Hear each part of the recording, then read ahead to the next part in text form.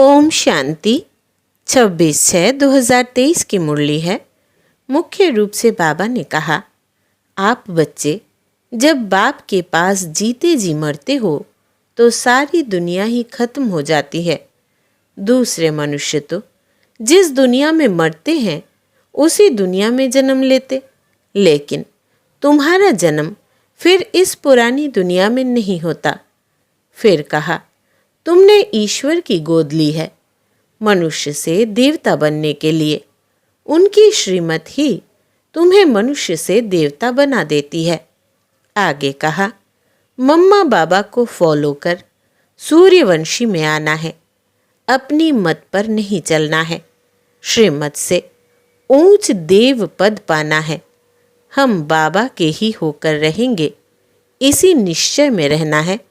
कभी किसी बात में संशय नहीं उठाना है। अब सुनते हैं महावाक्यों को विस्तार से। बाबा ने कहा, मीठे बच्चे, तुमने ईश्वर की गोद ली है मनुष्य से देवता बनने के लिए। उनकी श्रीमत ही तुम्हें मनुष्य से देवता बना देती है। प्रश्न है, आप मुए मर गई दुनिया, इसका अर्थ क्या है? उत्तर, आप बच्चे जब बाप के पास जीते जी मरते हो तो सारी दुनिया ही खत्म हो जाती है। दूसरे मनुष्य तो जिस दुनिया में मरते हैं उसी दुनिया में जन्म लेते, लेकिन तुम्हारा जन्म फिर इस पुरानी दुनिया में नहीं होता। नया जन्म नई दुनिया में होता है। तुम बच्चों को स्वर्ग की बादशाही मिल जाती है।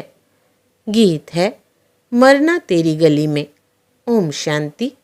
यह भी गायन इस समय का है जो फिर भक्ति मार्ग में गाया जाता है।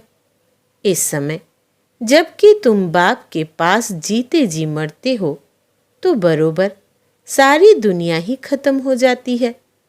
अज्ञान काल में मनुष्य मरते हैं तो फिर उसी ही दुनिया में जन्म लेते हैं। दुनिया कायम है। जिस दुनिया में मरते उसी दुनिया में जन्म लेते हैं। तुम बच्चे जब बाप के बनते हो तो यह दुनिया ही खत्म हो जाती है। कहावत है, आप मुए तो मर गई दुनिया, परंतु दुनिया विनाश तो नहीं हो जाती। इस ही दुनिया में फिर जन्म लेना पड़ता है। अभी तुम जबकि जीते जी मरते हो तो आप मर जाते हो तो दुनिया भी खत्म हो जाती है। तुम मरेंगे तो यह दुनिया ही खत्म हो जाएगी। तुम जानते हो हम फिर नई दुनिया में आएंगे। यह सिर्फ तुम ब्राह्मण ही जानते हो। ईश्वर का बच्चा होने से हमको सतयुग का बर्थ राइट मिलता है। स्वर्ग की बादशाही मिलती है। नर्क खत्म हो जाता है। इसमें कोई मेहनत नहीं है, सिर्फ बाप को याद करना है। मनुष्य जब कोई मरने पर होते हैं तो उनको कहते हैं राम राम कहो। पेछाड़ी में उठाने समय कहते हैं राम नाम सत्य है। यह भगवान को ही कहते हैं। राम नाम सत्य है, अर्थात परमपिता परमात्मा जो सत्य है उसका ही नाम लेना चाहिए। उसको राम कह देते हैं। माला भी राम राम कह सिमरते हैं। राम राम की धुनी ऐसी लगाते हैं जैसे बाजा बजाते हैं। तुम बच्चों को बाप समझाते हैं कि कोई आवाज़ नहीं करना है, सिर्फ बुद्धि से याद करना है। तुम जानते हो जीते जी ईश्वर की गोद में आने से यह दुख रूपी दुनिया खत्म हो जाती है। बाबा, हम आपके गले का हार बन जाएंगे। गाया भी जाता है रुद्रमाला। तुम रुद्रमाला में पिरोने लिए इस रुद्र ज्ञान यज्ञ में बैठे हो।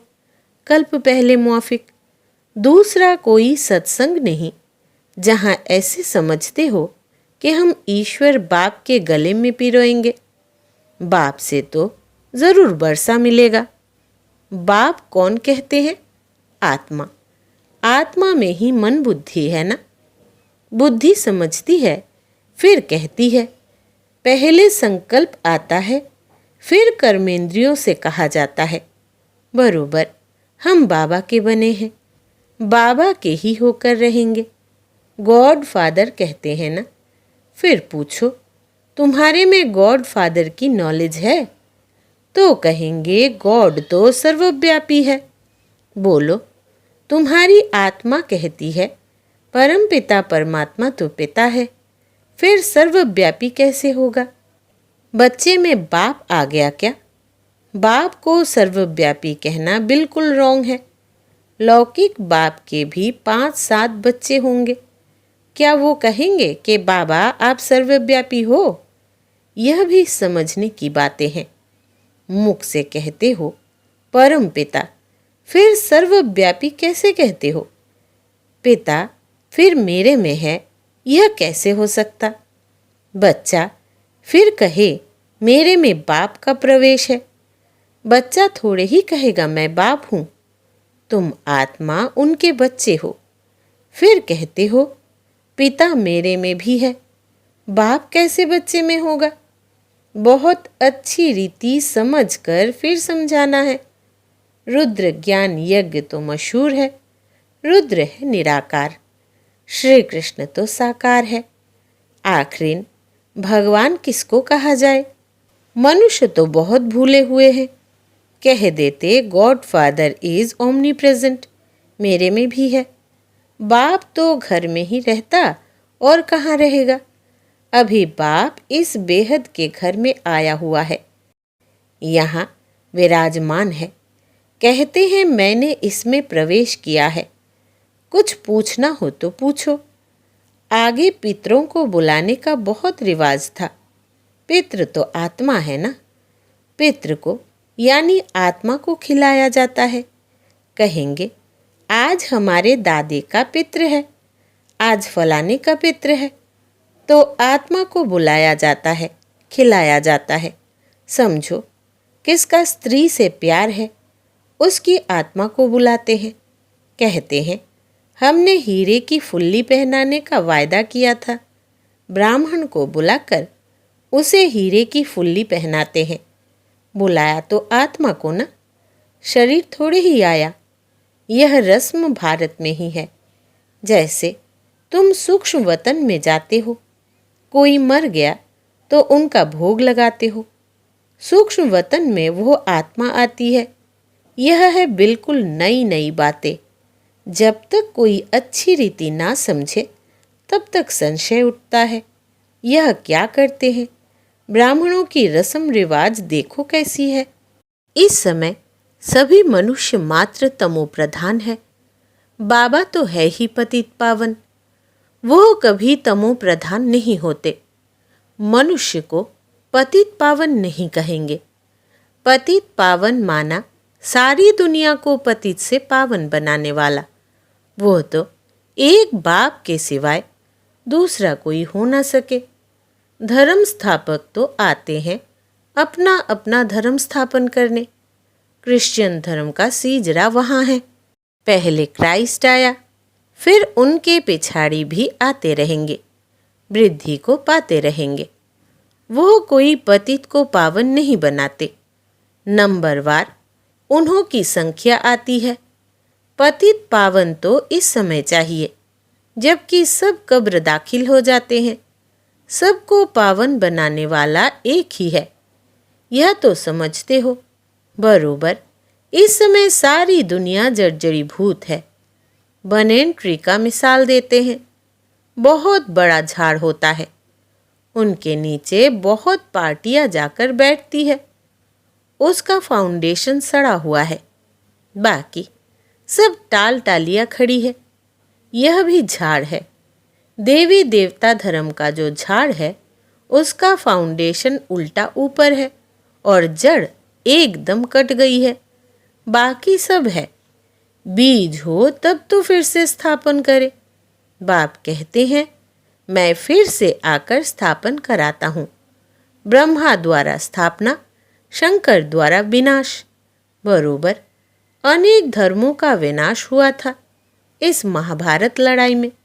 जो राजयोग सीखते थे उन्हों की फिर राजधानी स्थापन हो गई। तुम जानते हो, अभी हम बाबा के पास जाएंगे, फिर नई दुनिया में आएंगे, फिर झाड़ वृद्धि को पाता रहेगा। देवी देवता धर्म जो था वो इस समय प्राय लोप है। तो बाप कहते हैं, मैं फिर से आकर आदि सनातन देवी देवता धर्म की स्थापना करता हूँ। भारत जो ऊंच ते ऊंच था, उनको अब ग्रहण लगा हुआ है। काम चिता पर बैठने से इस समय सारी दुनिया काली हो गई है। अब फिर तुम ज्ञान चिता पर बैठ गोरे बनते हो। तुम जो श्याम बन गए थे, श्याम से गोरा सुंदर बनाने वाला है परमपिता परमात्मा। उनकी श्रीमत मिलती है। परमपिता परमात्मा की आत्मा तो एवर प्योर गोरी है। आत्मा में ही खाद पड़ती है, सोने का मिसाल। अभी तुम जानते हो, इस पुरानी दुनिया का विनाश होना है, सबका मौत है। फिर तुमको कहने वाला कोई नहीं रहेगा कि राम राम कहो। यह मौत ऐसा होता है जो सब मरेंगे। अभी कितने मरेंगे, कितनी खाद मिलेगी, तो क्यों नहीं धरनी फर्स्ट क्लास अनाज देगी। सतयुग में सब हरे भरे सब्ज हो जाएंगे। सड़ी हुई चीज को खाद कहा जाता है। किचड़ा जलकर खाद बन जाता है। खाद बनने में भी टाइम लगता है। इस सृष्टि को भी नया बनाने में टाइम लगेगा। तुम सूक्ष्म वतन में जाते हो, कितने बड़े बड़े फल तुमको दिखाते हैं, सूबी रस पिलाते हैं। तुम विचार करो, कितनी खाद मिलेगी, सो भी खास भारत को। वहाँ कितनी अच्छी अच्छी चीज़ें निकलेगी। सूक्ष्म वतन में बैकुंठ का सूबी रस तुमको पिलाते हैं, बगीचे आदि का साक्षात्कार कराते हैं। वहाँ हमारा बगीचा होगा। बच्चों ने साक्षात्कार किया है, सूबी रस पी कर आते थे। प्रिंस बगीचे से फल ले आते थे। अब सूक्ष्म वतन में तो बगीचा हो न सके, जरूर बैकुंठ में गए होंगे। एक एक को साक्षात्कार नहीं कराएंगे, जो निमित्त बनते हैं उनको कराते हैं। हो सकता है अगर तुम याद में रहेंगे, बाबा के बच्चे होकर रहेंगे, तो पिछाड़ी में तुमको बहुत साक्षात्कार होंगे जो पूरे सरेंडर होंगे। यह तो पहले भट्टी बनती थी, भट्टी में पकना था तो बहुत आ गए। बच्चों को समझाया है, सिर्फ कोई को लिटरेचर देने से समझ नहीं सकेंगे। समझाने वाला टीचर ज़रूर चाहिए। टीचर सेकंड में समझाएगा। यह तुम्हारा बाबा है, यह दादा है, यह बेहद का बाप स्वर्ग का रचयिता है। सिर्फ कोई को लिटरेचर दिया तो देख कर फेंक देंगे, कुछ भी समझेंगे नहीं। इतना ज़रूर समझाना है कि बाप आया हुआ है। यह ढिंढोरा पिटवाना तुम्हारा फर्ज है। बरोबर यादव कौरव पांडव भी है, महाभारत लड़ाई भी सामने खड़ी है। ज़रूर राजयोग सिखलाने वाला भी होगा, ज़रूर स्वर्ग की स्थापना भी होगी। एक धर्म की स्थापना अनेक धर्मों का विनाश होगा। तुम जानते हो, हम ही नर से नारायण, नारी से लक्ष्मी बनते हैं। यह है एम ऑब्जेक्ट। मनुष्य से देवता किए करत न लागी वार। देवता सिर्फ सूर्यवंशी को कहा जाता है, चंद्रवंशी को क्षत्रिय कहा जाता है। पहले तो देवता बनना चाहिए ना। नापास होने से क्षत्रिय बन जाते हैं। तो बाप कहते हैं, मीठे मीठे सिकिलधे बच्चे, कितने ढेर सिकिलधे बच्चे हैं। किसका बच्चा गुम हो जाता है, 6-8 मास बाद आकर मिलता है, तो कितना प्यार से आकर मिलेगा। बाप को कितनी खुशी होगी। यह भी बाप कहते हैं, लाडले सिकिलधे बच्चे, तुम 5000 वर्ष बाद आकर मिले हो। लाडले बच्चे, तुम बिछुड़ गए थे, अब फिर आकर मिले हो बेहद का वर्षा लेने लिए। Deity world sovereignty is your God fatherly birthright. बाबा तुमको बेहद की बादशाही देने आया है। यह है हेवनली गॉड फादर। कहते हैं, तुम बच्चों के लिए कितनी बड़ी सौगात लाए हैं, परंतु इतना लायक बनना है। श्रीमत पर चलना है। बाबा मम्मा कहकर फिर अगर भूल गए या फारकती दे दी तो गले का हार नहीं बनेंगे। बच्चों को कितना प्यार किया जाता है। बाप बच्चों को सिर पर रखते हैं। बेहद के बाप के कितने बच्चे हैं। बाबा कितना ऊंच पढ़ाते हैं। पाँव में जो गिरे हुए हैं उन्हों को भी ऊपर चढ़ाते हैं। तो कितना खुशी में रहना चाहिए और श्रीमत पर चलना चाहिए। एक की मत पर चलना है। अपनी मत पर चला तो यह मरा। श्रीमत पर चलेंगे तो तुम श्रेष्ठ मनुष्य अर्थात देवता बनेंगे। क्षत्रिय तो फिर भी 2 कला कम हो गए। यहाँ है ही मनुष्य से देवता बनने का, क्षत्रिय नहीं। बाप पूछते हैं न कि कितने नंबर में पास होंगे। आबरू अर्थात इज्जत रखना। बेहद का बाप भी कहते हैं सूर्यवंशी बनो। जानते हो विजयमाला 108 की ही पास हुई है। फॉलो करना है मम्मा बाबा को। आप समान स्वदर्शन चक्रधारी बनाकर शिव बाबा के आगे सौगात ले आते हैं। बाबा पूछते हैं कितने को आप समान बनाया है। कितने मजे की बातें हैं।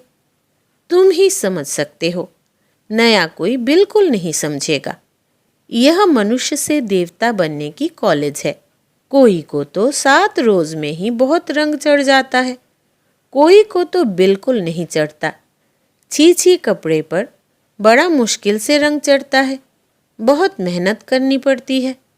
पहली बात बच्चों को समझाई कि पहले सबको बोलो बेहद के बाप को तुम जानते हो। कहते हैं हाँ, मेरे में भी है, सर्वव्यापी है। अरे तुम्हारे में भी है, फिर तो पूछने की बात ही नहीं। कहते हो बाप है, तो फिर बाप तेरे में अथवा मेरे में कैसे हो सकता। बाप है तो बाप से वर्षा जरूर मिलना चाहिए। पहले अल्फ पर समझाओ। बाप कहते हैं हे मेरे सीकिलदे बच्चे, ऐसे कोई सन्यासी व गुरु गोसाई नहीं कह सकते। तुम जानते हो बरोबर हम शिव बाबा के सीकिलदे बच्चे हैं। 5000 वर्ष बाद फिर आकर मिले हो स्वर्ग का वर्षा लेने। जानते हो हम स्वर्ग के मालिक थे, फिर हम ही मालिक बनते हैं। स्वर्ग में जाना जरूर है, फिर पुरुषार्थ अनुसार ऊंच पद पाना है। अच्छा, मीठे मीठे सीकिलधे बच्चों प्रति माता पिता बाप दादा का याद प्यार और गुड मॉर्निंग। रूहानी बाप की रूहानी बच्चों को नमस्ते और हम रूहानी बच्चों की रूहानी बाप दादा को याद प्यार, गुड मॉर्निंग और नमस्ते बाबा नमस्ते। धारणा के लिए मुख्य सार। पहला, मम्मा बाबा को फॉलो कर सूर्यवंशी में आना है। अपनी मत पर नहीं चलना है। श्रीमत से ऊंच देव पद पाना है। दूसरा, हम बाबा के ही होकर रहेंगे, इसी निश्चय में रहना है। कभी किसी बात में संशय नहीं उठाना है। वरदान है आज का, बाप के हर डायरेक्शन व कायदे से फायदा लेने वाले मर्यादा पुरुषोत्तम भव। विस्तार है, कहा जाता जितना कायदा उतना फायदा। इसलिए अमृत बेले से जो भी कायदे बने हैं उनसे कभी किनारा नहीं करो। पढ़ाई, अमृत वेला, सेवा, जो भी दिनचर्या बनी हुई है उसमें मन नहीं भी लगे तो भी दिनचर्या में कुछ मिस नहीं करो। जैसे भक्त लोग नियम का पालन जरूर करते हैं, मंदिर में मन नहीं भी लगे तो भी जाएंगे जरूर। आप तो स्वयं लॉ मेकर हो। इसी अनुभव से हर नियम का पालन करते चलो तो मर्यादा पुरुषोत्तम बन जाएंगे। स्लोगन है आज का, जिनके पास संतुष्टता का विशेष गुण है उनके पास सर्व गुण स्वतः आते जाएंगे। जिनके पास संतुष्टता का विशेष गुण है उनके पास सर्व गुण स्वतः आते जाएंगे। अच्छा, ओम शांति।